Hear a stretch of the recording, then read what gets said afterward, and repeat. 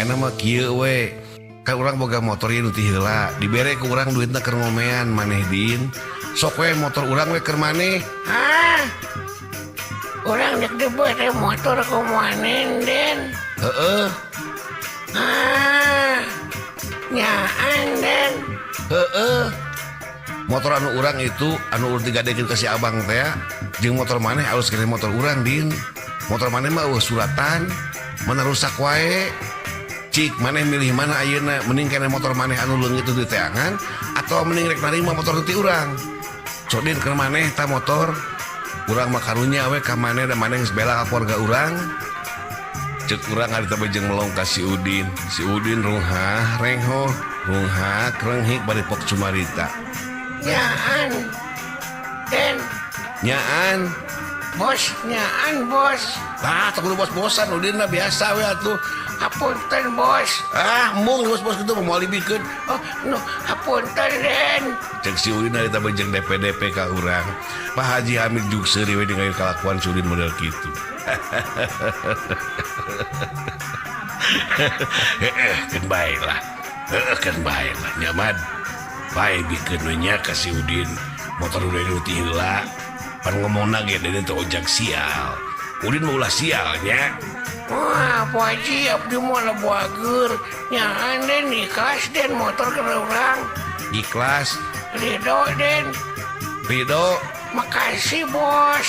Ah, makasih ngewa si Udin kitu kalakuan. Teu hayang urang mah kitu-kitu.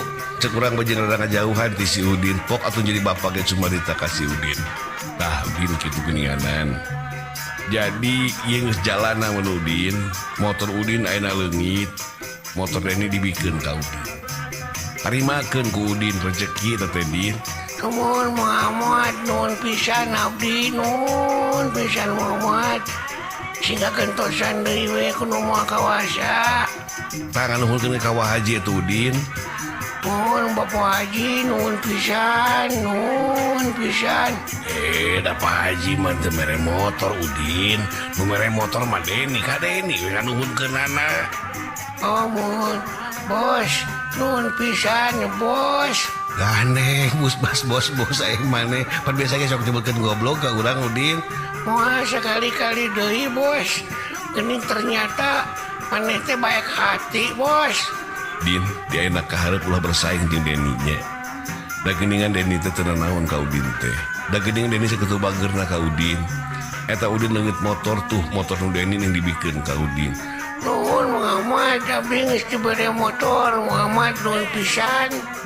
Ku budak Muhammad, nya abdi nuhun pisan moang. Keun bae meureun Din geus milikna. Motor Udin leungit, motor Deni nu ti heula keur Udin. Da Deni boga gantina deui mun motor anu anyar ti uwana. Ya, mun beruntung si eta teh ya Muhammad. Padahal mah da sanes tukang ojek sial si eta teh Muhammad. Da sial mah jeung Maiti hungkungnya Maiti. Cek si Udin jeung melong ka Maiti. Maiti pok cumarita. Pantok dia bawa aing mah Udin. Teu ikut campur aing mah ya urusan eta mah. Cek Maiti bari jeung ngaleos ninggalkeun salarea. Bos nuhun ya bos. Salamualaikum bos. Ah, najun suntangan sagala Udin ka aing ai manehna nya. Haji ka kitu gerak joget deui ka itu. Ah, siap lah. Nuhun Pak Muhammad. Sok cek Udin ka itu.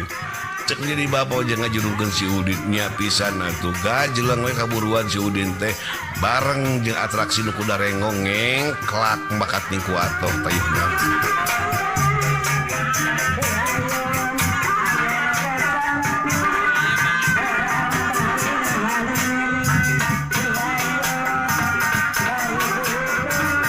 Renggong atraksi turta trompet neretet jeung nu ngawih oge ngeunaheun pisan dina waktu harita.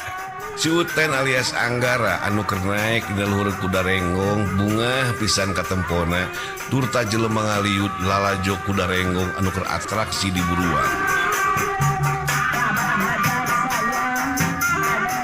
Wanci teu karasa nyererekna waktu ku hiburan dina poe eta.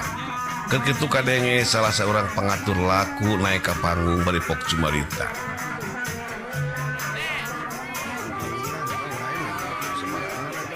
hadirin para penonton sadayana anu mika cinta mika reus seni budaya Kudarengong urang cekap kedeung ka dieu hatur nuhun kana sagala rupi perhatosanana anu paratos nyaksien ti enjing-enjing pecah silat duikeun ka wayah kiwari dipungkas nyaeta ku Kudarengong sim kuring di lingkung sini Kudarengong hatur nuhun kasadayana dipungkas ku assalamualaikum warahmatullahi wabarakatuh. Cek kata salah seorang jelema bijeng turun ti panggung parat cacap di jam 5 sore rep atuh hiburan Kudarengong rengse ti jam 5 sore nu lalajo kabeh bubar tapi nu dagang bagi ngalobaan sapaparat jalan nu dagang meni rame pisan tukang suuk tukang pindang tukang rokok tukang ketan tukang martabak tukang kue balok kabeh tamplok dina poe eta sabab dina waktu harita Pak Haji Hamid ngonang wayang golek anu terkenal pisan.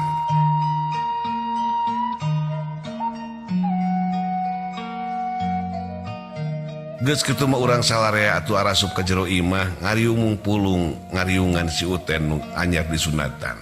Kareret ku juru panon kaluar nya pisan geninganan sabubarna Kudarengong torojol atuh nayaga wayang harita geus anjog ka panggung tur tanaekeun wayang jeung beberes di panggung. Urang pok cumarita ka Pak Haji Hamid. Wah, ari wae teh ngonangna iraha wa wayang teh.